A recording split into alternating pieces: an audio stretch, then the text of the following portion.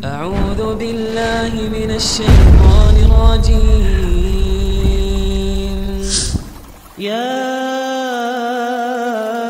أيها الذين آمنوا اتقوا الله ولتنظر نفس ما قدمت لغد واتقوا الله إن الله خبير بما تعملون. Bismillahirrahmanirrahim. Assalamualaikum warahmatullahi wabarakatuh.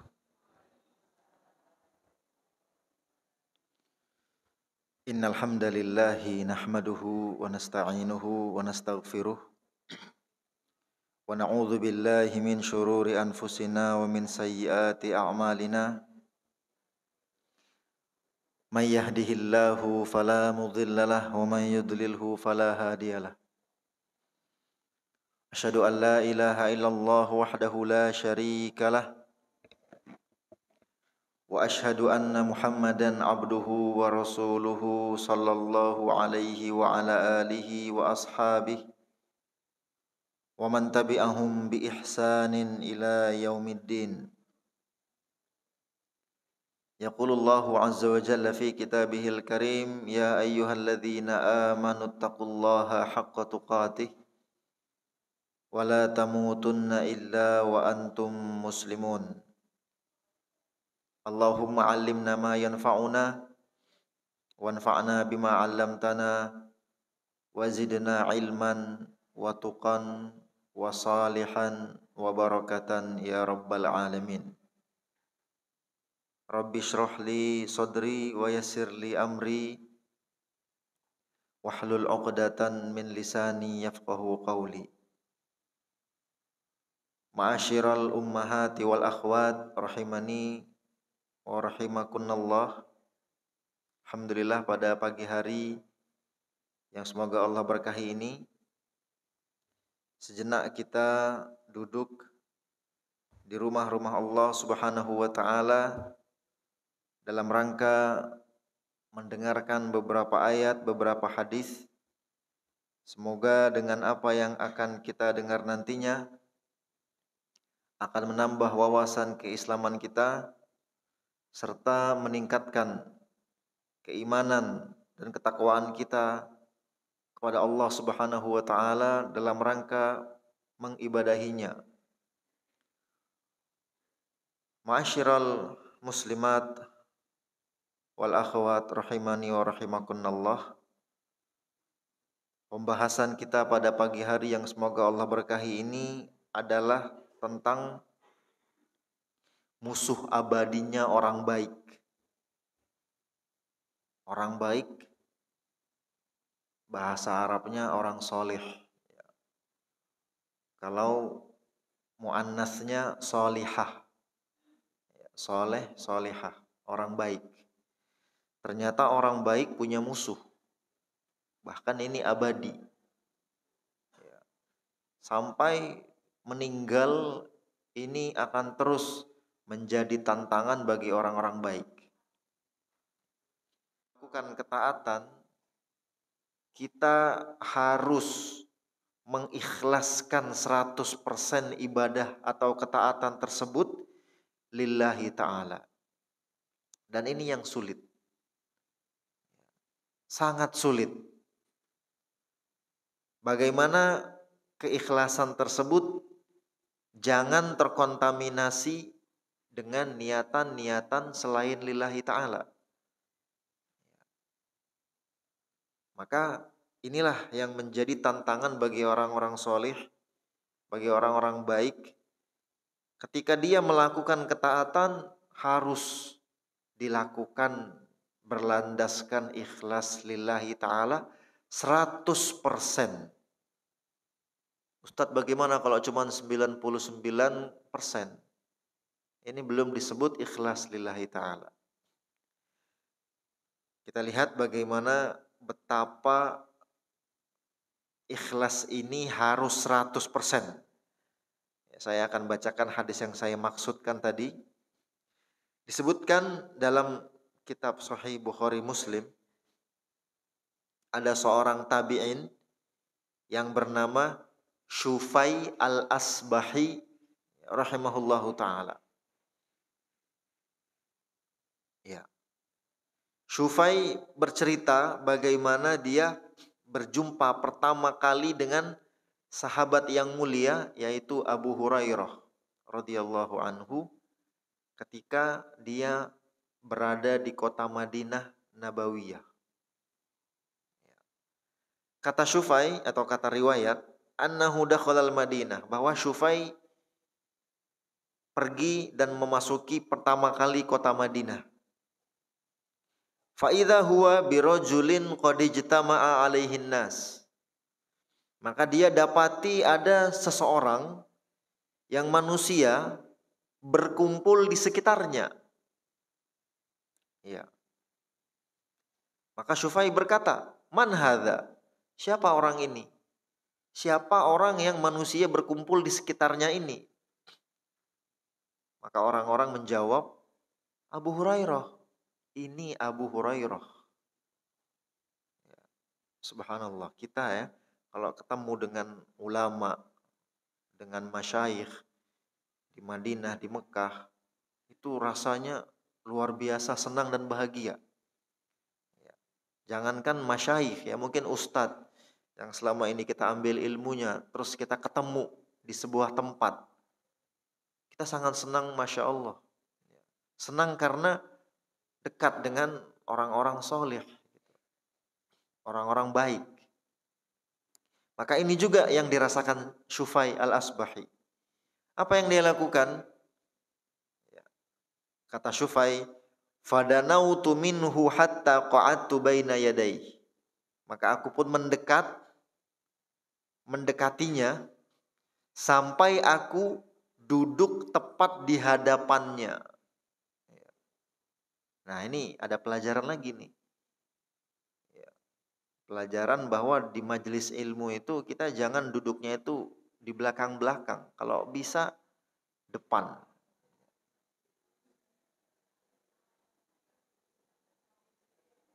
Ya enggak ya, ibu-ibu beda cerita ya. Enggak, ini yang saya omongin kalau majelisnya ikhwan ya. Langsung kena semprot saya. Ya. Sabar Bu ya. Hati-hati nih saya ngomong. Betapa ambisinya Syufai, padahal dia telat, orang-orang udah ngumpul nih. Tapi dia, bodo amat, aku mau duduk di hadapan sosok yang sangat aku idolakan selama ini. Siapa tabi'in yang gak kenal Abu Hurairah? Itu kalau di bahasa kita itu influencer terkenal, followernya paling banyak. Abu Hurairah saat itu. Kalau kita analogikan dengan zaman sekarang. Siapa yang gak mau duduk di majelis Abu Hurairah? Nah, ini yang terjadi pada Syufai. Dia dobrak itu manusia yang sudah numpuk. Dia duduk, dia ambil saf tepat di hadapan Abu Hurairah. Masya Allah. Hatta qa'adtu baina yadayhi, katanya. Sampai aku duduk di hadapan Abu Hurairah. Wa huwa yuhadditsun nas, dan dia sedang membacakan riwayat-riwayat hadis kepada manusia. Karena Abu Hurairah itu satu dari 7 sahabat yang mendominasi meriwayatkan hadis-hadis Nabi. Satu di antara 7 ini adalah Aisyah radhiyallahu anha, perempuan. Jadi ada 4 Abdullah bin Mas'ud, Abdullah bin Umar, Abdullah bin Abbas, Abdullah bin Amr bin As. Kemudian ada Abu Hurairah, kemudian ada Aisyah, dan ada Anas bin Malik. 4 atau 7 sahabat yang paling banyak meriwayatkan hadis dari Nabi SAW. Baik. Ketika aku duduk, Abu Hurairah sedang menyampaikan riwayat-riwayat hadis kepada orang yang di majelis tersebut. Falamma sakata wa khala, ketika Abu Hurairah sudah selesai diam dan sudah tenang, kajiannya sudah selesai, sudah bubar, qultu lahu, aku menyamperin Abu Hurairah dan berkata kepadanya, as'aluka bihaqqin wa bihaq. Aku bertanya, memohon kepadamu demi Allah untuk sebuah kebenaran. lamma haddatsani haditsan sami'tahu min Rasulillah sallallahu alaihi wasallam wa aqiltahu wa alimta. Aku ingin engkau menyampaikan kepadaku sebuah hadis yang engkau dengar langsung dari Rasulullah sallallahu alaihi wasallam, engkau faham dan mengerti kandungan hadis tersebut. Aku mohon kepadamu untuk menyampaikan kepadaku hadis yang aku maksud. Ya. Baik. Apa yang terjadi ma'asyiral muslimat wal akhwat? Abu Hurairah berkata, af'al. Akan aku lakukan. Af'al. Akan aku lakukan apa yang engkau minta. La uhadditsannaka haditsan haddatsanihi Rasulullah sallallahu alaihi wasallam aqiltuhu wa alimtuhu. Aku akan menyampaikan kepadamu satu hadis yang Rasulullah langsung menyampaikannya kepadaku dan aku mengerti dan faham kandungan dan isi hadis tersebut. Ya. Baik. Apa yang terjadi? Kata Syufai, thumma nasyagha Abu Hurairata nasyghatan. Famakathna qalilan thumma afaqa. Kemudian tiba-tiba Abu Hurairah setelah ngomong aku akan lakukan, dia menangis dan membuat dia pingsan. Tangisan tersebut menjadikannya pingsan. Nasyagha.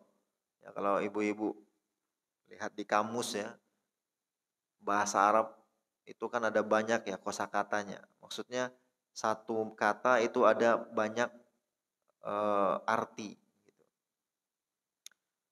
Misalnya yang paling umum ya, duduk itu kan ada jalasa, ada qo'ada.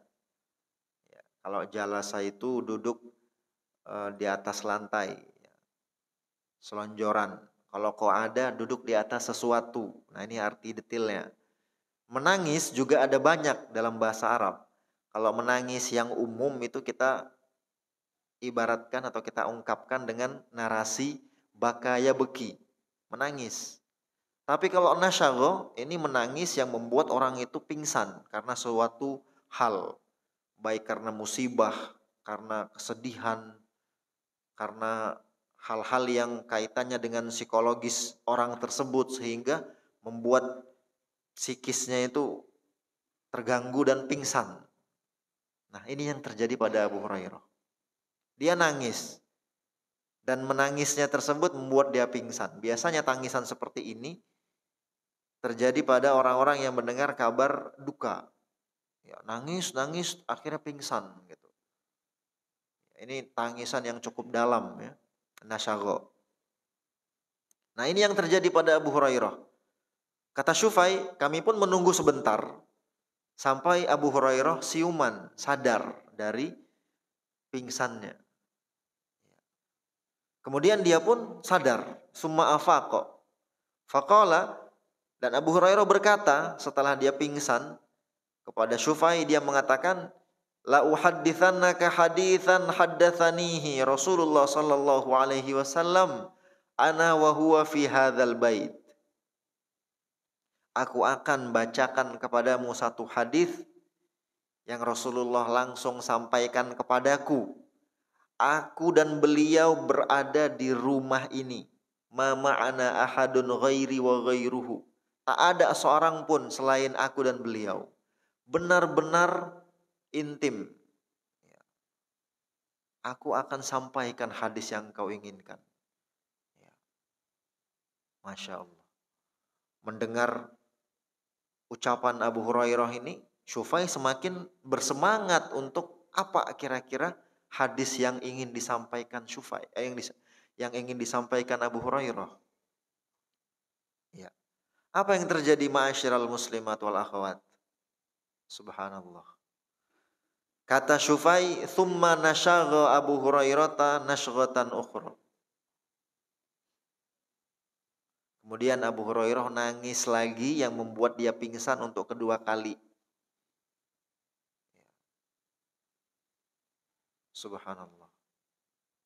Apa sih kira-kira hadis yang mau disampaikan Abu Hurairah sampai-sampai terjadi gejolak jiwa yang seperti ini? Nangis yang membuat dia pingsan 2 kali.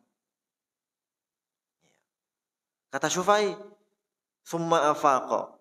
Kemudian Abu Hurairah pun sadar, siuman, wa masaha an wajhihi, dan dia husap wajahnya dari air mata yang membasahi kedua pipinya. Faqala af'al. Untuk ketiga kali Abu Hurairah mengatakan, aku akan lakukan apa yang kau minta wahai Syufai.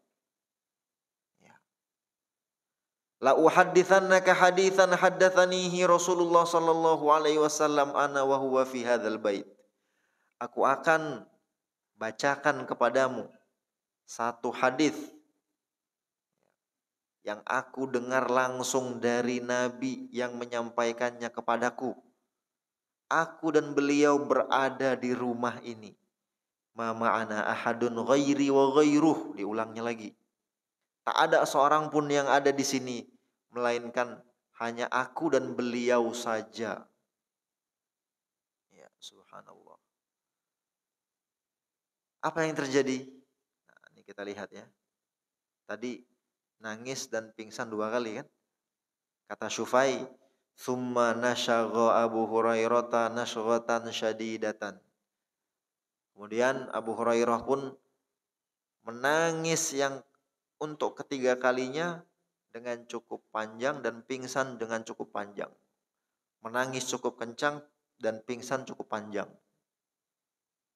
Seakan-akan ada musibah yang menimpanya. Sampai sedemikian yang terjadi pada Abu Hurairah. Summa mala kharan ala wajhihi fa asnatuhu tawilan. Sampai Abu Hurairah itu menyungkurkan kepalanya, wajahnya. Pingsan cukup lama. Fa asnatuhu tawilan. Aku pun bersandar sembari istirahat, sembari menunggu Abu Hurairah siuman. Summa afaqa. Kemudian Abu Hurairah pun sadar.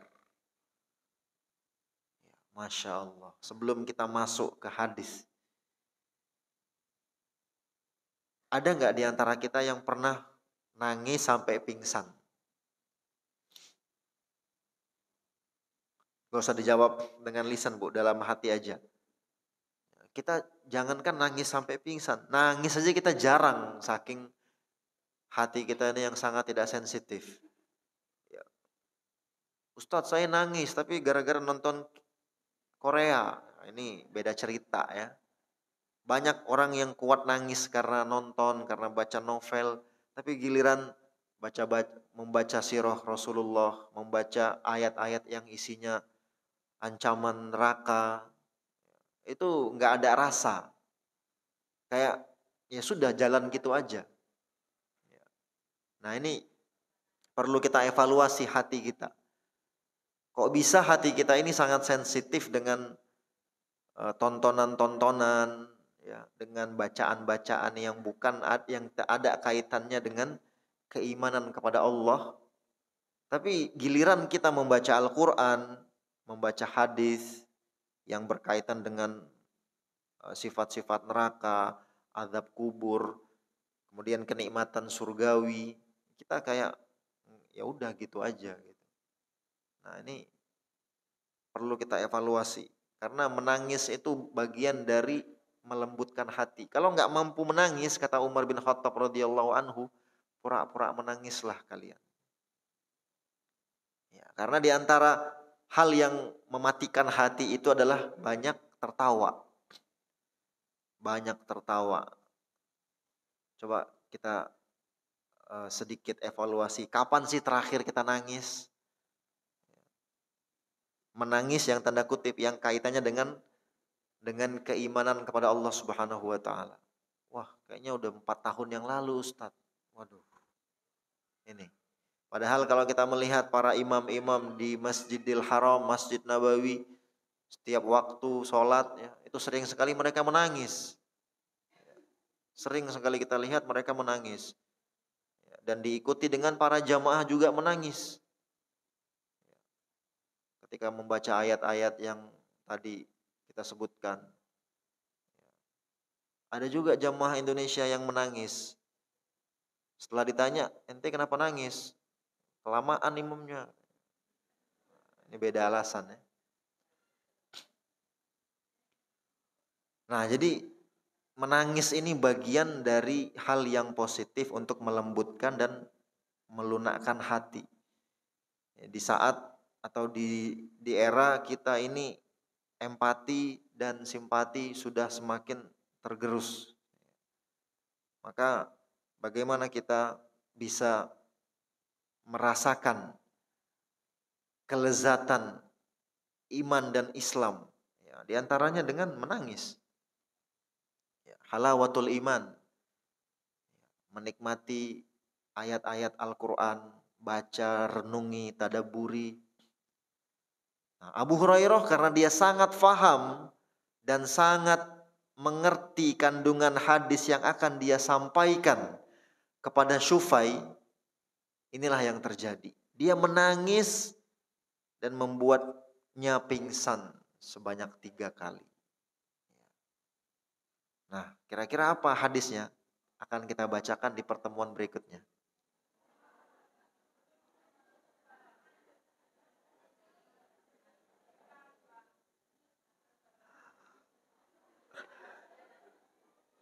Enggak Bu ya, santai, sabar Bu. Akan saya bacakan. Ibu-ibu ini ketawa mulu, nangis Bu ya. Baik.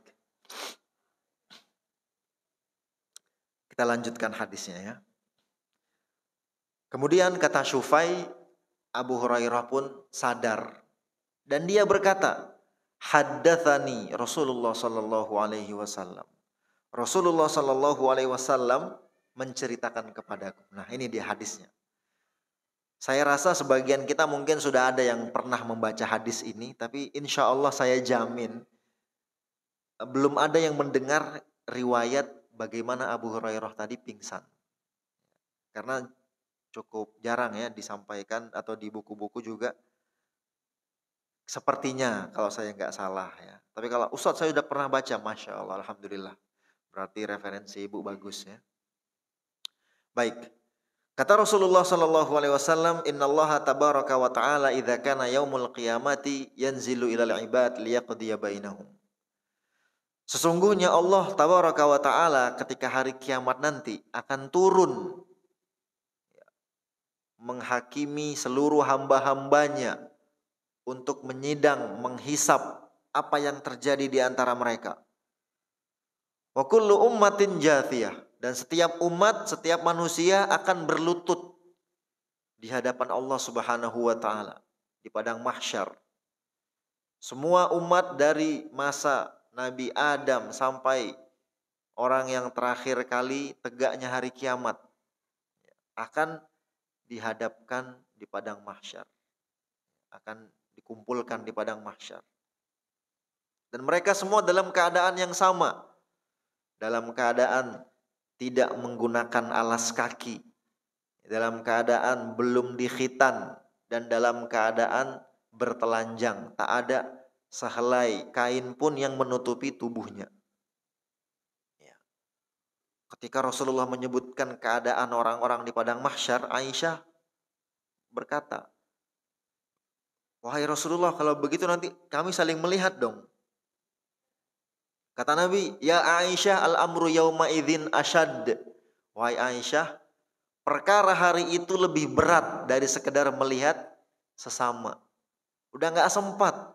Ya kata Allah Subhanahu wa taala, "Yauma yafirrul mar'u min akhihi wa ummihi wa abihi wa sahibatihi wa banihi likulli imri'in minhum yauma idzin sya'nu yughni."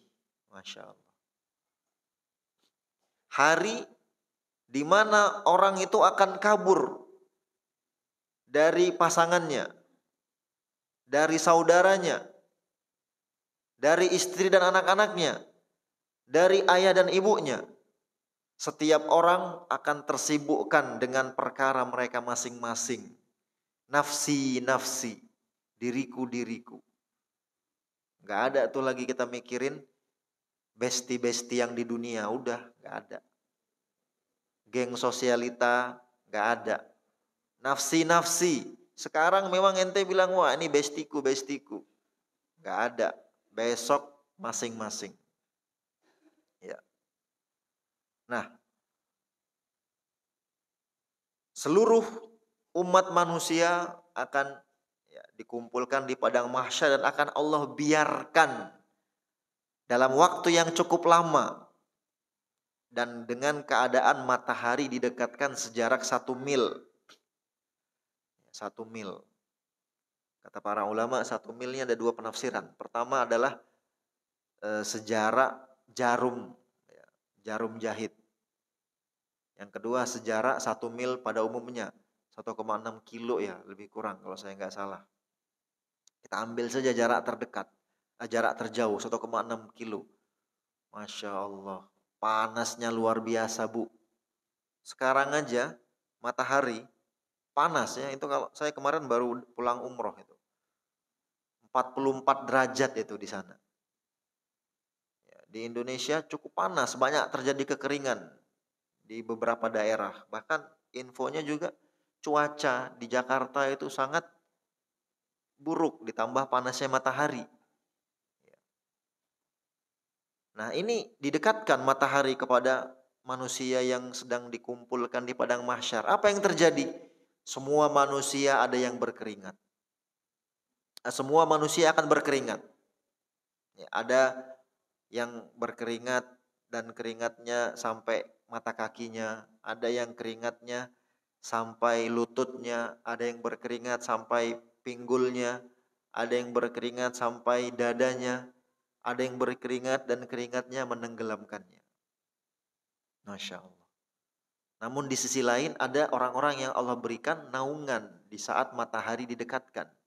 Dalam hadis riwayat Imam Bukhari Muslim dari Abu Hurairah radhiyallahu anhu, Rasulullah bersabda, "Sab'atun yudhilluhumullahu fi dhillihi yauma la dhilla illa dhilluh." Ada 7 golongan yang akan mendapatkan naungan pada hari kiamat. Di hari tidak ada naungan kecuali naungan dari Allah Subhanahu wa taala. Ya, kata para ulama, naungan arsy-Nya Allah. Siapa 7 golongan ini? Ya, ini hadisnya cukup panjang ya. Ada imam yang adil, ada laki-laki atau perempuan yang bersedekah. Kemudian tangan kanannya tangan kanannya menyedekahkan dan tangan kirinya tidak tahu apa yang disedekahkan tangan kanannya karena dia menyembunyikan sedekahnya. Ini berkaitan dengan pembahasan kita. Dan 5 lagi, ya silakan merujuk ke hadis tersebut. Baik, intinya ma'asyiral muslimat wal akhwat rahimani wa rahimakumullah. Setiap umat akan dikumpulkan di padang mahsyar dalam keadaan berlutut. Ya. Sehingga Allah Subhanahu wa taala mengawali sidang atau hisab itu kepada 3 orang. Yang ternyata orang-orang baik. Mereka ini orang-orang baik, orang-orang soleh. Bahkan di banyak masyarakat kita sangat diapresiasi. Siapa 3 orang ini? Kata Rasulullah, fa'awwalu man yud'a bihi rajulun jama'al Qur'an. Orang pertama yang dihisab, yang dipanggil, yang diseru untuk disidang adalah orang yang menghafal Al-Qur'an. Orang yang kedua, warajulun qutila fi sabilillah. Orang yang terbunuh di medan pertempuran. Syahid. Ya, dalam jihad. Yang ketiga, warajulun katsirul mal. Orang yang dermawan, banyak harta. Masya Allah. Ini 3 sosok manusia yang baik. Ya kita kalau sebut nama ya mungkin kurang etis ya, tapi setidaknya banyaklah orang-orang yang seperti ini di tengah masyarakat kita. Orang-orang baik. Orang yang hafal Al-Quran, para hafidh. Orang yang dermawan. banyak harta, ringan tangan dalam memberi. Setiap ada proposal nggak nunggu lama, langsung berjalan itu proyekannya. Ya. Dan orang yang pemberani membela agama Allah meninggal fisabilillah dalam pertempuran. Baik, ini 3 orang baik. Kalau kita comparekan dengan diri kita mungkin bukan apple to apple, apple to pisang mungkin. Atau pisangnya pisang busuk lagi kan. Nah, kita lihat bagaimana Allah Subhanahu wa taala menghisap orang-orang baik ini menurut kacamata manusia. Fayaqulullahu azza wa jalla lil qari. Kata Nabi sallallahu alaihi wasallam, Allah berfirman kepada orang yang hafal Al-Qur'an, qari. Ya, orang yang hafid Al-Qur'an. Alam u'allimka ma anzaltu ala rasuli, bukankah aku telah mengajarkanmu sesuatu yang aku turunkan kepada Rasulku berupa Al-Qur'an? Maka orang ini kita sebut saja si A, si hafid menjawab, bala ya Rabbi, benar wahai Allah. Ya, benar wahai Rabbku. Qala fama amilta fima alimta. Kalau begitu sudah sejauh mana pengamalanmu terhadap apa yang engkau ketahui? Allah tanya pertanggungjawaban amal dari ilmu yang dia ketahui. Dijawab sama si A, sama si hafid ini.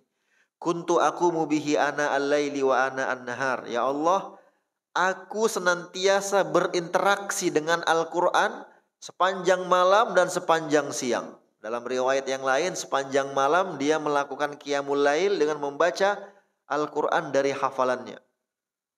Sepanjang siang, interaksinya dengan Al-Quran dengan cara mengajarkan manusia Al-Quran. Mengajarkan ilmu-ilmu yang berkaitan dengan Al-Quran. Jadi siang malam itu non-stop interaksinya dengan Al-Quran. Ini yang dia jawab ketika Allah bertanya sejauh mana pengamalanmu terhadap apa yang sudah engkau ketahui. Masya Allah, ini berat sekali ibu-ibu ya. Maka apa yang terjadi sebenarnya dan Allah yang maha mengetahui. Al-Alim, Al-Basir, Al-Muhit. Ini diantara nama-nama Allah yang memberikan makna yang cukup detil betapa taunya Allah setiap rinci dari apa yang kita lakukan. Bahkan niatan-niatan kita sekalipun. Allah Subhanahu wa taala menyebutkan yang sebenarnya terjadi. Kata Rasulullah, fayaqulullahu azza wa jalla lahu. Allah berfirman kepadanya atau membantah orang ini dengan mengatakan kadzabta. Engkau telah berdusta wahai fulan.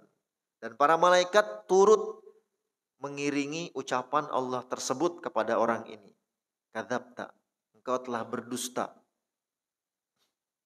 Dan Allah sebutkan apa yang sebenarnya terjadi dalam hati orang ini ketika dia berada di dunia. Wa yaqulullahu tabaraka wa ta'ala, Allah mengatakan, bal aratta an yuqala fulanun qari wa qad qila dzalik. Yang sebenarnya terjadi wahai fulan, wahai hafid, ya, wahai si A, engkau melakukan itu, berinteraksi dengan Al-Quran sepanjang malam, sepanjang siang, tak lain agar orang-orang ingin memanggilmu, agar engkau ingin manusia memanggilmu dengan gelar-gelar qari, si fulan qari, si fulan hafid, si fulan sudah menjadi penghafal Al-Quran, ahli Al-Quran. Si fulan ustadz, si fulan apalah gitu ya, gelar-gelar yang kaitannya dengan demikian. Dan itu yang sebenarnya terjadi. Dan itu yang telah terjadi. Wa qad qila dzalik. Masya Allah. Ini. Ya, para penghafal Al-Quran. Ketika mereka diberikan janji pahala yang cukup besar. Ya, bahkan disebutkan ahlullahi wa khasatuhu. Orang-orang yang hafal Al-Quran itu keluarganya Allah dan orang-orang khususnya. Ini apresiasi yang sangat tinggi dari Allah untuk para pegiat aktivis Al-Quran, penghafal Al-Quran. Tapi di sisi lain jika mereka menggeser niat lillahi ta'ala 100% menjadi 99 atau 95, 90, inilah yang terjadi.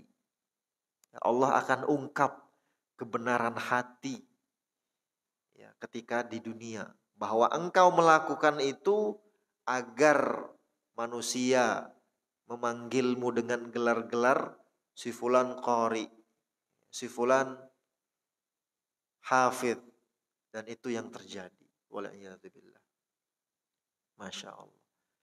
Bagaimana Abu Hurairah enggak nangis dan membuat dia pingsan mendengar konsekuensi dari apa yang banyak sekali hadis-hadis yang dia hafal dari Nabi SAW. Dirinya khawatir terjatuh ke dalam bagian dari orang-orang seperti yang Rasulullah sebutkan.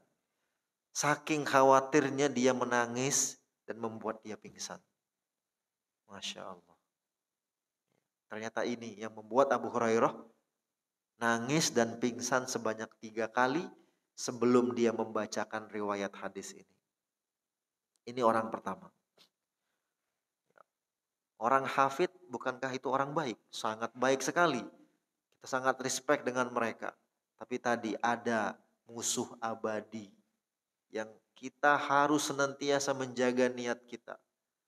Ustadz itu kan yang hafid. Kalau kami kan gak seperti itu. Loh, justru kita juga ada keserupaan, kesamaan. Nanti akan kita jelaskan. Baik. Kemudian lanjutan hadis ini. Kata Nabi SAW, wa yu'ta bi sahibil mal. Maka dipanggillah orang kedua, yaitu orang yang banyak hartanya, dermawan. Fayaqulullahu azza wa jalla, Allah berfirman kepada orang ini, Allah berkata kepada orang ini, alam usi alaika hatta lam ada'ka tahtaju ila ahad. Bukankah aku telah melapangkan rezeki untukmu sehingga engkau enggak butuh lagi manusia untuk membantumu. Masya Allah. Sudah berkecukupan. Dan orang ini menjawab, bala ya Rabbi, benar wahai Allah. Allah bertanya lagi, famadza amilta fima ataituka. Kalau begitu, apa amalan yang sudah engkau lakukan terhadap sesuatu yang sudah aku anugerahkan kepadamu?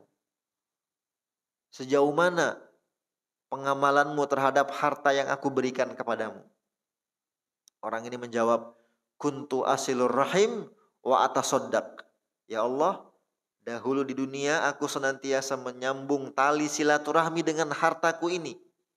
Ini pekerjaan luar biasa besar, Bu. Berapa banyak keluarga hancur, maksudnya keluarga hancur, hubungan kakak antar saudara rusak gara-gara harta warisan. Banyak terjadi di keluarga-keluarga kita. Tapi orang ini tidak, dia menjadi pahlawan terhadap keluarga-keluarganya. Dia menyambung silaturahmi dengan harta yang dia miliki. Ini pekerjaan luar biasa, amalan luar biasa mulia. Dan aku senantiasa bersedekah. Bahkan dalam riwayat lain disebutkan, tak ada orang yang mengetuk pintu rumahnya untuk meminta-minta kecuali dia penuhi hajat orang tersebut. Saking luar biasa ringan tangan dalam memberi. Ya.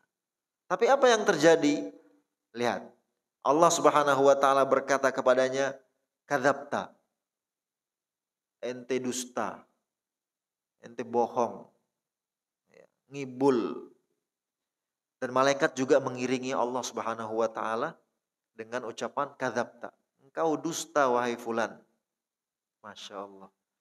Padahal di dunia kita lihat dengan mata kita, ya kan, kita hanya bisa melihat dan menilai yang zahir. Hati hanya Allah Subhanahu wa taala yang tahu.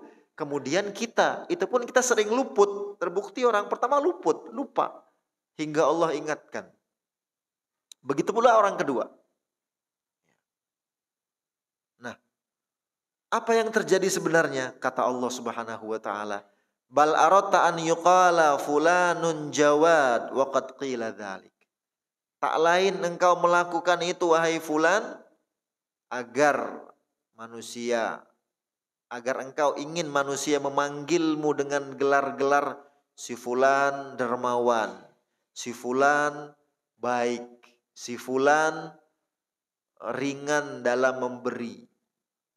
Dan itu yang terjadi. Subhanallah. Ya. Ustadz kalau gitu saya nggak mau sedekah deh. Nanti saya kayak gini. Ya elah baru sedekah 50.000 aja udah ketakutan. Ya. Nah ini juga akan kita sentil nanti yang seperti ini. Ya. Dengan ucapan Fudail bin Iyad rahimahullah. Kata beliau, tarkul amali li ajlin nasi riyaun wal amalu li ajlin nasi syirkun. Meninggalkan amalan karena manusia, seperti tadi contohnya, saya nggak mau ngafal Quran lah, nanti saya takut riya. Nah ini kan dia meninggalkan menghafal Al-Quran karena manusia. Justru ini riya. Ini riya juga. Dan beramal untuk manusia adalah kesyirikan. Sedangkan ikhlas itu adalah ketika Allah menyelamatkan kita dari keduanya. Masya Allah. Baik, ini orang kedua. Orang yang dermawan. Dan ini kita yakin di mana-mana, di masyarakat manapun. Kalau ada orang yang seperti ini, pasti kita akan apresiasi orang baik. Tapi ternyata ada musuh abadinya. Tadi, ketika tidak lillahi ta'ala, maka 100% tidak lillahi ta'ala, maka ini yang menjadi penghalang dia untuk masuk surga. Wah kalau gitu Pak Ustadz berat banget ya ikhlas. Apa tenan Bu. Berat Bu. Ikhlas itu sangat berat. Apalagi lillahi ta'ala 100%. Memang harus 100%. Harus ikhlasnya 100%. Gak boleh nego. 99% nanti jadinya seperti yang Rasulullah sebutkan dalam hadis Abu Hurairah ini.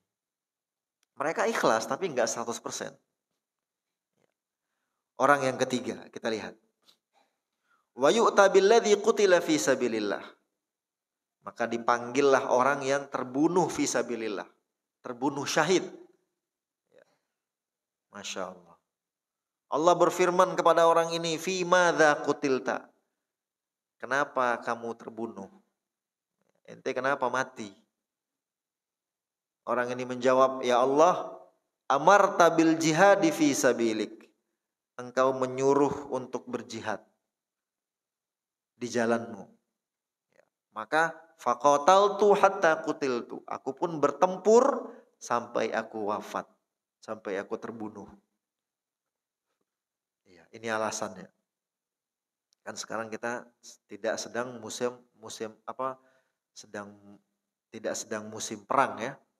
Aman, damai. Ya, ini mungkin di zaman-zaman peperangan ya. Orang yang terbunuh syahid itu sangat diapresiasi oleh masyarakat tersebut. Ya, sangat dihormati. Sangat dimuliakan karena dia terbunuh fisabilillah. Secara zahir ini amalan yang sangat luar biasa mulia. Ya. Maka ketika orang ini menjawab kenapa dia terbunuh, ya, seakan-akan lillahi ta'ala, dan itu yang kita saksikan, ternyata tidak bagi Allah. Allah subhanahu wa ta'ala menyebutkan realita yang terjadi dalam hatinya. Kata Allah, engkau berdusta, kadzabta. Hah? Engkau berdusta. Kaget dong, kita saja kaget ya. Nah ini, betapa tersembunyinya riya itu sampai pelakunya pun sering tidak sadar. Wa yaqulullah bal aratta an yuqala fulanun jari'un faqad qila dzalik. Kata Allah, wahai fulan, si C, engkau terbunuh mengikuti berbagai pertempuran, niatanmu itu bukan lillahi ta'ala 100%. Tapi Ya, ingin manusia memanggilmu dengan gelar-gelar si fulan pemberani, jari pemberani, si fulan sang pahlawan, si fulan hero dan sebagainya. Dan inilah yang terjadi. Masya Allah. 3 golongan ini justru yang pertama kali dihisap. Dan 3 golongan ini adalah orang-orang yang memiliki modal amal kebaikan yang sangat luar biasa besar di masyarakat kita. Ya, luar biasa. Penghafal Al-Quran, dermawan, dan orang yang syahid fisabilillah. Kenapa bukan orang-orang yang melakukan dosa tanda kutip yang justru Allah sidang? Kenapa bukan para koruptor, para pembunuh, penjahat perang, para pemerkosa, para perampok, pencuri? Kemana mereka di padang mahsyar? Kenapa bukan mereka? Nah ini, mereka sudah hancur dan binasa dengan dosa yang mereka kerjakan. Masa iya pencuri mau ria ya ketahuan. Ya, koruptor mau ria kan misalnya. Ya ketahuan sama KPK, lihat statusnya, wah ini. Tapi kan kalau orang baik, orang soleh, nah ini peluang untuk ria ketika dia memamerkan apapun yang berkaitan dengan ketaatan di sosial media, untuk terjatuh ke ria itu sangat besar, Bu. Masya Allah. OTW kajian bersama Ustadz A. Mantap. Setelah kajian, catatan-catatan yang tadi disampaikan Ustadz, dia foto, dia jadiin status. Alhamdulillah dapat pelajaran baru. Masya Allah. Yang parahnya lagi, ya ketika sedang melaksanakan umroh misalnya. Alhamdulillah sudah selesai tawaf 8 putaran. Teman-temannya yang melihat status, akhi, tawaf bukannya 7 putaran. Oh iya, Masya Allah, katanya kan. Akhirnya dia hapus 1 putarannya dengan tawaf mundur. Ini udah ria, sesat ya. Alhamdulillah sudah selesai tahajud 213 rakaat. Masya Allah, mantep banget. Ini apalagi banyak tuh ya di jamaah-jamaah umroh atau jamaah haji. Akhi tolong fotoin saya dong, backgroundnya Ka'bah. Sedang berdoa. Padahal dia nggak berdoa, cuman buat konten aja. Nah ini zaman sekarang itu kita memamerkan amalan yang tidak kita kerjakan.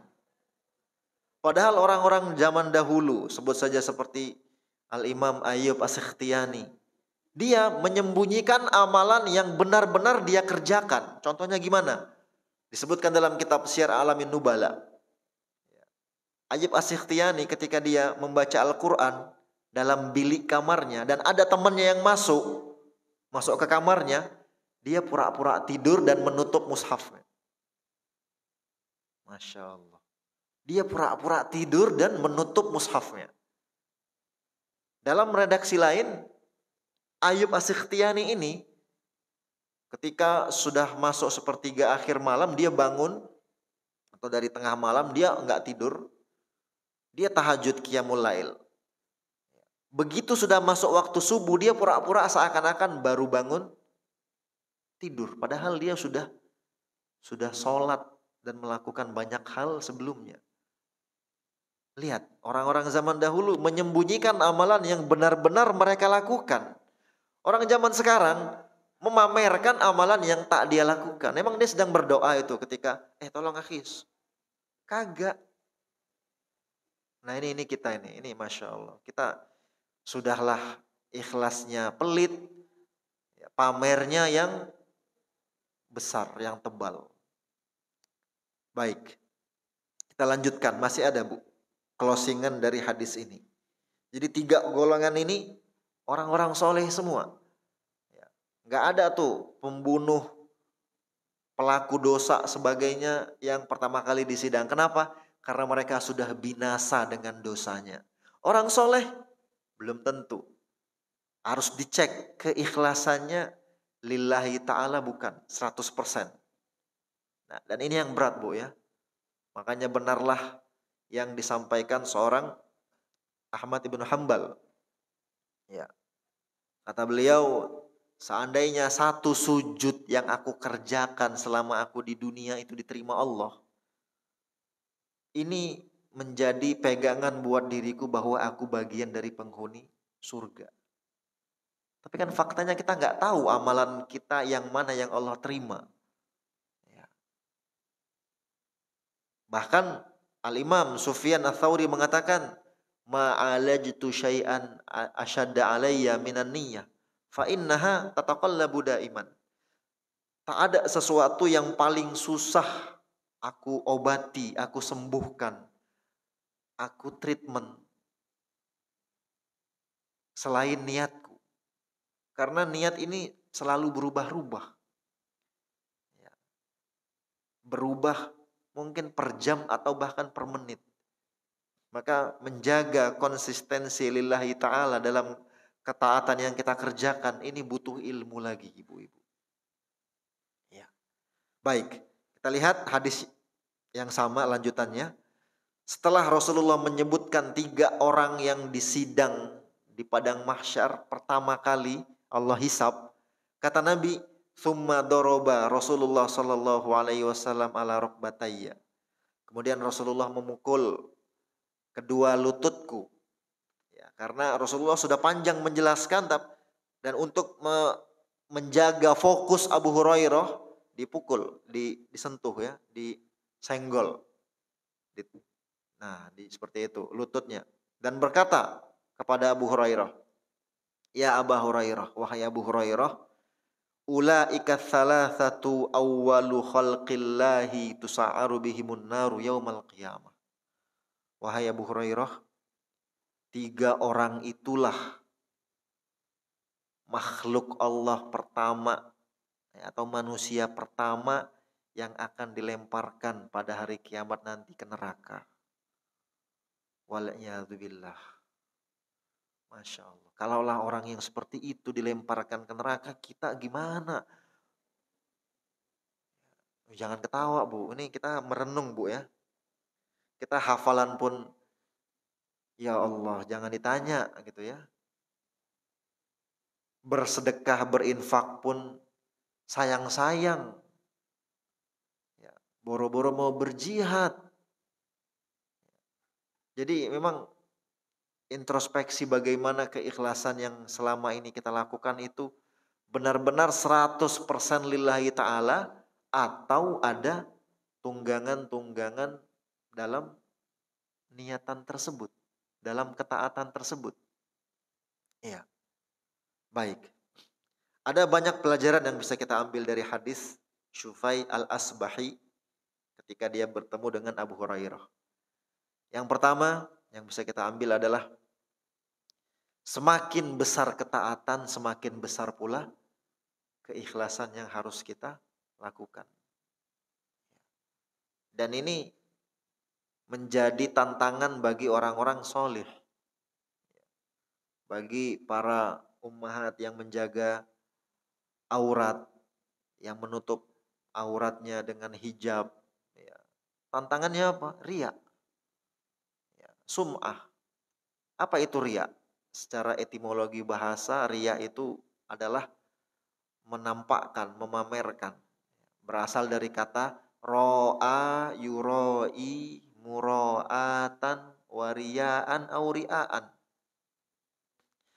Secara istilah syar'i, riya adalah memamerkan amalan yang dia kerjakan kepada orang lain dengan tujuan agar mendapatkan sanjungan serta pujian dari orang-orang tersebut. Dan ini musuh abadi orang baik. Riya. Sum'ah semisalnya memperdengarkan amalan yang dia kerjakan kepada orang lain dengan tujuan agar manusia, orang-orang tersebut memuji, menyanjung-nyanjung apa yang dia kerjakan. Ini sum'ah. Dan ini banyak sekali terjadi di masyarakat kita. Ya. Oleh karenanya Rasulullah Shallallahu Alaihi Wasallam mengatakan dalam hadis lain, ya,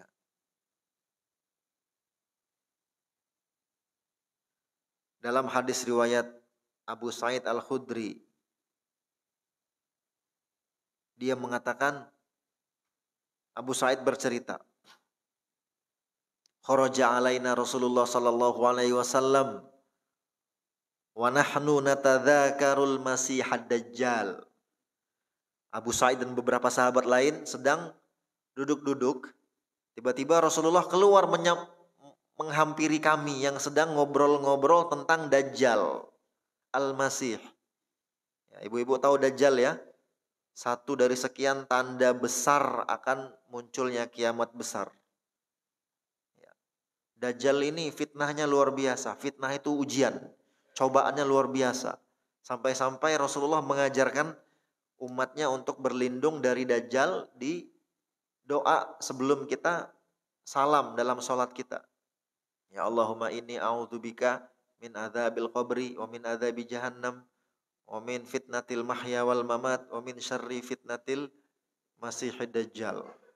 Dajjal ini akan Allah keluarkan nanti di akhir zaman dengan membawa kekuatan-kekuatan yang luar biasa. Orang-orang yang tertipu akan menganggapnya Tuhan. Dia akan mampu mengatur curah hujan. Dan dia akan dikeluarkan di saat perekonomian dunia hancur-hancuran. Luar biasa Dajjal ini. Dan dia memiliki durasi hidup di bumi nanti di dunia 40 hari. Satu hari pertama seperti 1 tahun panjang durasinya. 1 hari kedua seperti 1 bulan. 1 hari ketiga atau hari ketiga seperti 1 pekan. Sisanya seperti hari-hari ya pada umumnya. Ya, ini panjang kalau kita ngomongin tentang Dajjal. Nah, dalam hadis yang ini Abu Sa'id Al-Khudri dan para sahabat lain sedang ngomong-ngomong tentang Dajjal. Maka Rasulullah mengatakan, "Ala ukhbirukum bima huwa akhwafu alaikum indi minal masihid dajjal." Maukah kalian aku sampaikan sesuatu yang lebih aku khawatirkan menimpa kalian dibanding Dajjal yang sedang kalian omongin ini? Maka kami para sahabat menjawab, apa itu wahai Rasulullah yang lebih mengkhawatirkan, yang lebih mematikan dari Dajjal? Kata Nabi SAW, asyirkul khafiyyu, kesyirikan terselubung, kesyirikan tersembunyi. Ya. Bagaimana itu? Rasulullah contohkan, an yaqumar rajulu fayusalli, seorang laki-laki berdiri melakukan sholat, fayuzayyinu sholatahu, dan dia bagus-baguskan sholatnya. Kenapa? Karena dia sadar ada mata-mata manusia yang sedang melihatnya. Nah ini riya.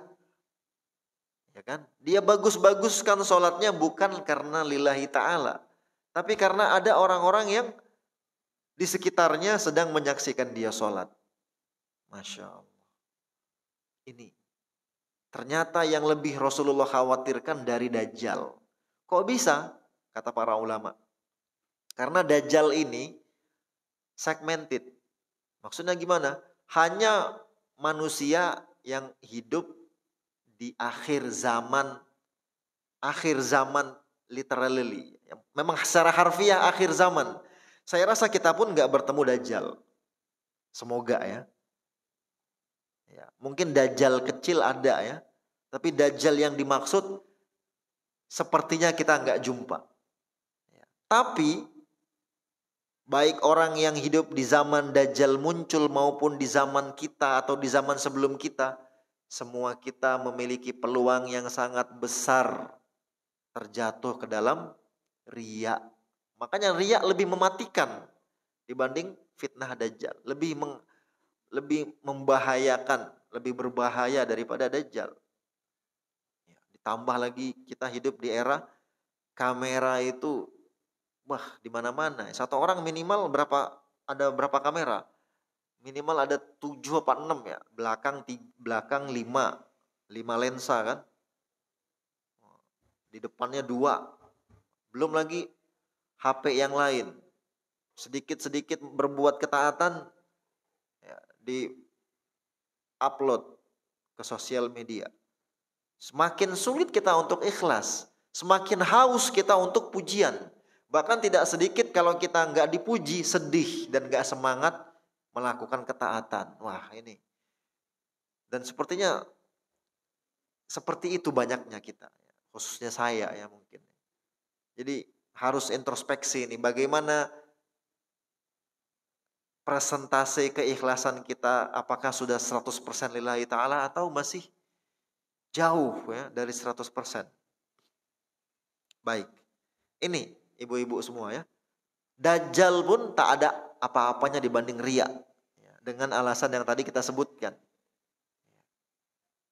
Karena ketika seseorang yang berbuat ketaatan, dia memamer-mamerkannya kepada manusia, ini menjadi awal musibah terjadinya riya. Ustadz kalau gitu kita nggak usah memamerkan amalan kita. Betul, nggak usah dipamerkan. Apalagi amalan-amalan yang memang sifatnya sunnah ya. Udah dalam rangka untuk penjagaan hati. Makanya tadi saya sebutkan ada 7 golongan orang yang diberi naungan. Di antaranya adalah warajulun tasaddaqa bisadaqatin fa akhfaha hatta la ta'lama shimaluhu ma tunfiqu yaminuhu. Seorang laki-laki atau seorang perempuan yang bersedekah dan dia sembunyikan sedekahnya. Sampai-sampai tangan kirinya tidak mengetahui apa yang disedekahkan tangan kanannya. Masya Allah. Penggambaran dari Nabi yang sangat detil bagaimana menyembunyikan sebuah sedekah. Sampai tangan kiri nggak tahu nih tangan kanan ngasih apa. Kalau kita enggak, kalau bisa seluruh umat manusia tahu kita ngasih apa. Malah sedih kalau ada masjid yang nggak nulis nama kita di papan donasi. Masjid tahu nih, untuk menjaga hati para donatur, sengaja kami tidak menyebutkan nama. Ketika kita sadar pas ke masjid, loh ini kan saya yang ngasih 1000 sak semen, kenapa nggak disebut nama, nggak ditulis nama saya? Masya Allah. Habis itu nggak mau lagi ngasih donasi. Nah ini sudah fix ini riya. Ya. Dan inilah yang banyak terjadi di masyarakat kita. Lagi-lagi ini menjadi musuh abadi orang baik.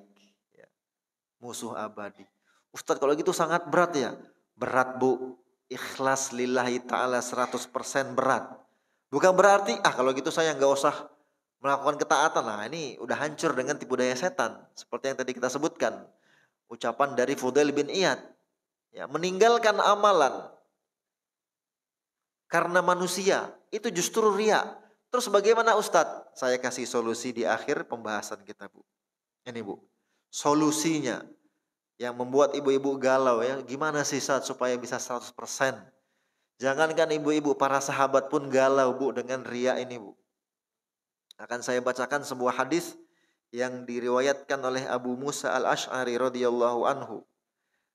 Ya, kata Abu Ali, ya, dia menceritakan Abu Musa berkhutbah di hadapan kami.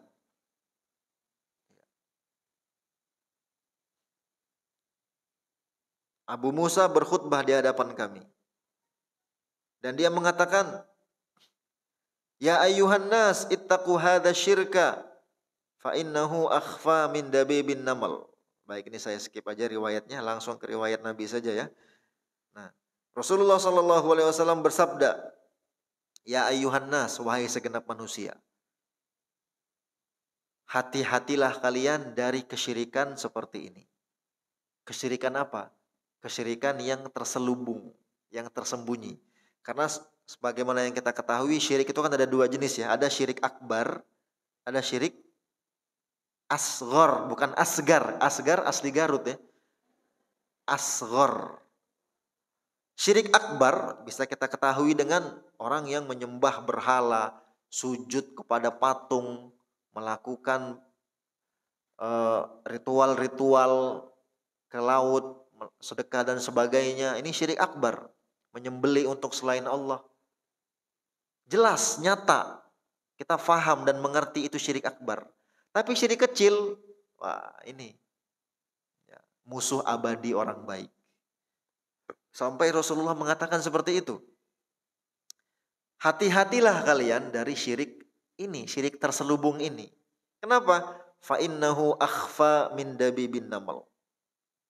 Karena syirik ini, karena jenis kesyirikan ini lebih tersembunyi, lebih tipis ya, dari kakinya semut. Dalam riwayat lain dari jejak kaki semut di malam hari. Kaki semut aja kita nggak bisa lihat kecuali nonton apa itu Discovery ya.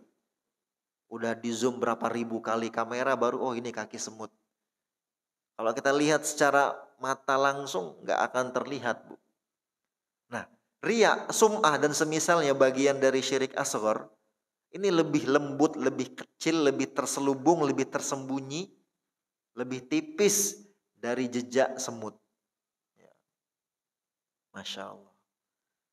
Frustasi nggak sahabat mendengar hadis ini? Jelas. Dalam riwayat kata Abu Musa, faqala lahu man sya'allahu an yaqul. Maka berkata seseorang dari kalangan sahabat yang saat itu hadir, wa kaifa nattaqihi wa huwa akhfa min dabibin namli ya Rasulullah. Kalau begitu bagaimana kami bisa menjaga diri dari kesyirikan yang lebih lembut, lebih tersembunyi dari kaki semut ini wahai Rasulullah. Gimana Rasulullah kami bisa selamat dari kesyirikan ini? Kata Nabi SAW. Nah ini kalau saya pribadi menjadikan doa ini doa sapu jagat jilid 2, Bu.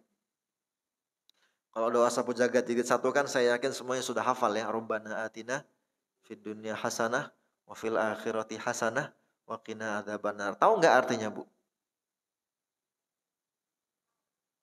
Wah, langsung diam ya. Tadi rame itu. Ditanya tahu nggak artinya, Bu? Diam ya. Saya husnuzon pada tahu, cuman ini tawadhu, nggak mau riya ibu-ibu ini. Ustadz, nama saya Bu Ria. Wah, maaf Bu ya. Kalau ada ibu namanya Bu Ria. Nah, kata Nabi, ketika sahabat mengeluhkan, bagaimana kami bisa selamat wahai Rasulullah? Rasulullah mengajarkan sebuah doa. Qulu, ucapkanlah oleh kalian doa berikut. Allahumma inna na'udzubika min an nusyrika bika syai'an na'lamuh wa nastaghfiruka lima la na'lamuh. Dalam redaksi lain menggunakan domir ana. Allahumma inni a'udzubika. Tapi saya lebih memilih yang inna. Mendoakan banyak orang terkhusus keluarga dan orang-orang yang kita cintai. Apa arti doa ini Ustadz? Nah kita artikan. Ucapkanlah oleh kalian doa ini. Allahumma ya Allah inna na'udzubika. Sesungguhnya kami memohon perlindungan kepadamu min an nusyrika bika dari mempersekutukanmu syai'an sekecil apapun na'lamuh yang kami sadari yang kami ketahui wa nastaghfiruka dan kami memohon ampun kepadamu lima la na'lamuh dari kesyirikan yang tidak kami sadari yang tidak kami ketahui. Nah ini kita berdoa kepada Allah dengan doa ini. Ada yang sudah hafal ya? Coba, ibu-ibu ada yang, nggak usah ya baca sama-sama. Nanti saya share deh ke Bu Uki supaya jamaah semua menghafalkan doa ini. Jadi pertemuan berikutnya kalau ada, saya tes sebelum kita mulai ya. Nanti akan dikasih hadiah sama panitia. Bukan saya yang ngasih ya. Saya lempar ke panitia. Nah ini doanya. Ya, saya ulangi sekali lagi doanya. Kalau ibu-ibu mau ngikutin tapi dalam hati aja ikutinya, saya bacanya pelan-pelan. Allahumma inna na'udzubika min an nusyrika bika syai'an na'lamuhu wa nastaghfiruka lima la na'lamuhu. Nah, ini doa yang Rasulullah sebutkan agar kita terhindar dari kesyirikan yang kecil maupun yang besar. Ustadz, kalau gitu setelah kita baca doa ini kita mau riak-riak nggak masalah? Nggak gitu juga konsepnya. Ya, mentang-mentang udah baca doa ini anti riak, enggak. Justru kita harus pertama kali ya, memaksimalkan menyembunyikan ketaatan kita. baru kita doa. Kita ikhtiar, jangan sampai eh, ketaatan yang kita kerjakan itu menjadikan kita riya. Ya. Ustadz, gimana kami selaku panitia untuk men-share misalnya eh, flyer-flyer kajian? Yang nggak masalah, share-share aja. Bukan berarti kita dilarang untuk berbagi informasi, ya kan? Ustadz, saya membuat status ini agar keluarga-keluarga saya tergugah hatinya untuk berangkat umroh misalnya. Ya silahkan Bu, tapi tetap kita harus menjaga niat. Karena ketika sudah kita sharing, sudah kita upload, ya maka tugasnya lebih berat. Tugas kita menjaga niat menjadi lebih berat, ya kan, dibanding nggak kita share. Walaupun niatan kita untuk keluarga kita bisa termotivasi berangkat ke tanah suci, termotivasi untuk belajar misalnya, ya silahkan. Tapi tetap menjaga niat agar terhindar dari riya, ya, dari sum'ah, ini harus kita lakukan. Bukan berarti setelah kita upload kita nggak jaga niat, tidak. Baik. Nah inilah hal yang menjadi musuh abadi orang baik. Wanita, kaum mukminat, kaum muslimat dan kaum muslimin yang rajin ke masjid, laki-lakinya, ya Masya Allah, peluang untuk riya itu besar. Dari rumah ke masjid komplek itu kan melalui banyak rumah ya, memakai baju takwa, baju koko dan semisalnya. Wah Masya Allah, peluang untuk riya sangat besar. Terus gimana Ustadz? Saya sholat di rumah aja lah. Nanti jadi laki-laki solehah ya kalau sholat di rumah. Ya walaupun kalau dimungkinkan sholat ke masjid, ya sholat ke masjid. Tapi seperti itulah ya.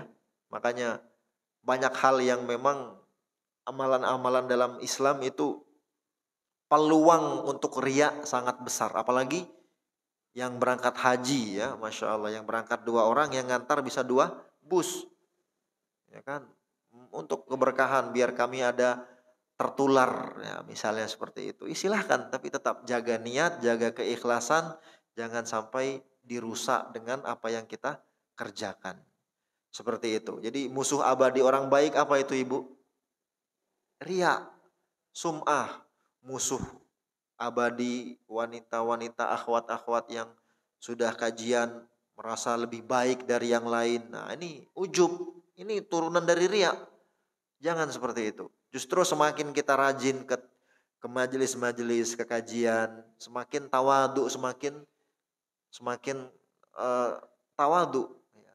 Bukan semakin suka nyalah-nyalahin misalnya. Wah ini gini sesat ini, enggak. Ya, jadi kita sibukkan dengan diri kita sendiri.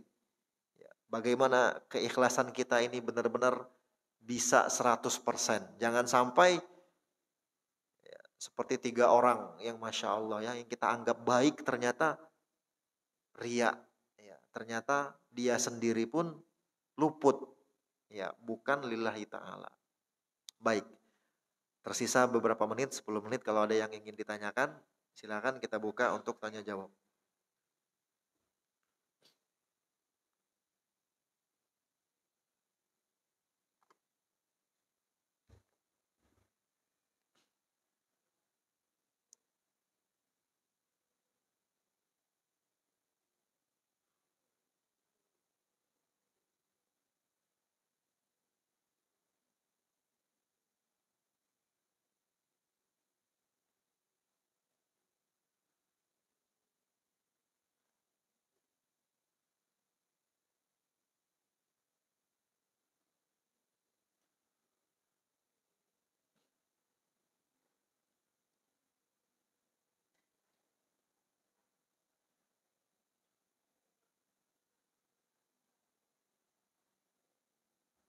Ada nggak Mas? Oh belum ada. Kalau nggak ada pertanyaan, saya yang bertanya ya.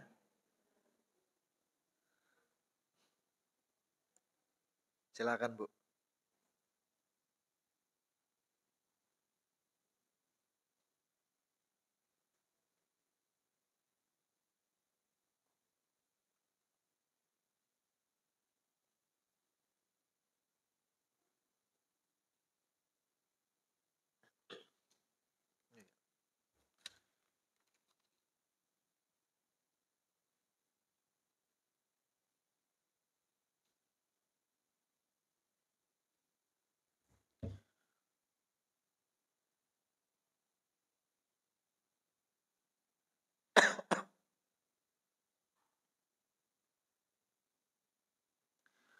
Baik, ini bagus ya pertanyaannya. Apakah ketika kita beramal soleh, kita perlihatkan kepada orang dengan niat untuk mengingatkan atau mengajak agar orang-orang juga bisa beramal soleh, misalnya untuk mengajarkan pada anak-anak kita, kan perlu contoh dari ortunya. Nah, yang seperti ini harus dicontohin memang, Bu. Masa sama anak ria, ya bisa aja ya, tapi nggak apa-apa. Kita contohkan di hadapan anak kita bagaimana tata cara sholat. Ya, bagi ibu-ibu yang di rumah, sholat di rumahnya, ya, kalau perlu anaknya didudukkan, dibersihkan dulu kan, lihat ibunya sholat. Ya, lihat ayahnya sholat sunnah di rumah. Dan ini perlu, karena anak itu adalah peniru yang paling ulung. Jadi ketika kita memberi contoh, anak akan mudah melakukan apa yang kita lakukan. Jadi tidak masalah, silahkan Bu, silahkan. Wallahu ta'ala alam. Baik, ada lagi?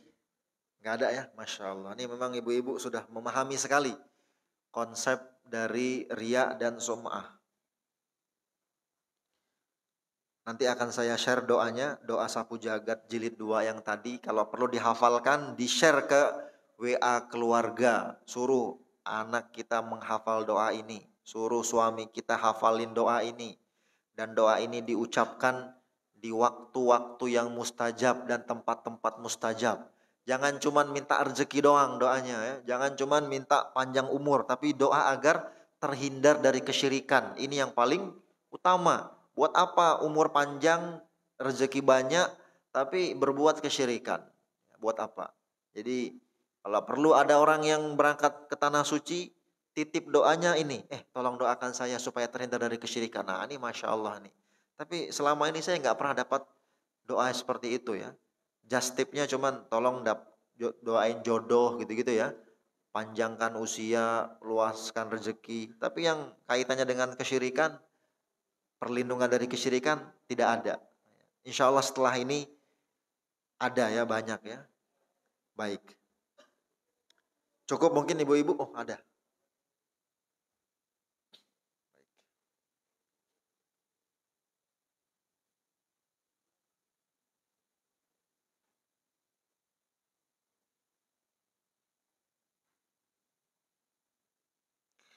Ustadz, bagaimanakah cara agar menanamkan kepada anak selamat dari hisab sebagai penghafal Quran?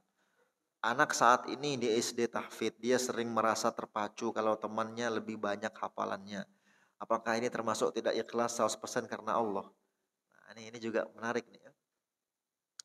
Anak-anak itu kalau perlu riak nggak apa-apa Bu. Karena mereka di masa-masa yang butuh motivasi, nggak masalah. Nanti ketika sudah mulai balik baru kita sosialisasikan. Karena banyak anak-anak yang riak justru menampar orang-orang dewasa. Jadi saya dulu tuh punya ada anak teman sering main ke rumah. Itu istri saya sering ngajarin dia hafalan Quran. Jadi setiap kita jalan itu ngaji. Orang-orang malah ngelihat, Masya Allah pinter banget, termotivasi. Justru anak-anak itu dipaksa untuk riya itu ya, menurut saya wallahu ta'ala alam itu sesuatu yang bagus. Dalam tanda kutip ya, hal yang positif. Nanti ketika mereka sudah beranjak usia balik baru kita jelaskan.